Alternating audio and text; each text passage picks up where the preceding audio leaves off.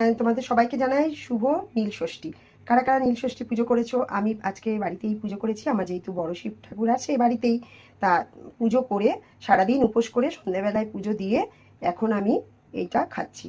কারণ আমি ভাত খাই না নীল ষষ্ঠীর দিন। এই যে ছাতু, সন্দেশ আর তার সাথে দুটো কাঁঠালি কলা দিয়েছি, আর খেজুর দিয়েছি, আর বাতাসা, চিনি না বাতাসা দিয়ে প্রসাদ বাতাসাও দিয়েছিলাম, আর কিছু ড্রাই ফ্রুটস আছে এর মধ্যে।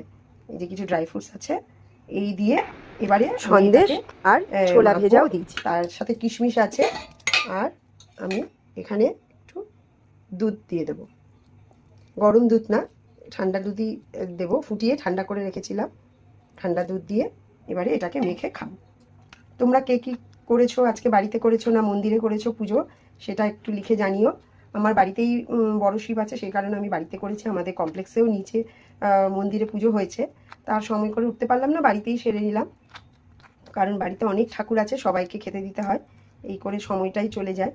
কিন্তু কর্তামশাই তো এগুলো করেন না, উনি ভাতই খেয়েছেন, ফলে বাড়িতে উনি এসব অত ইয়ে করতে পারেন না, সেই কারণে ওর আজকে ননভেজই খেয়েছে। আমি এগুলোই খাচ্ছি। টাটা।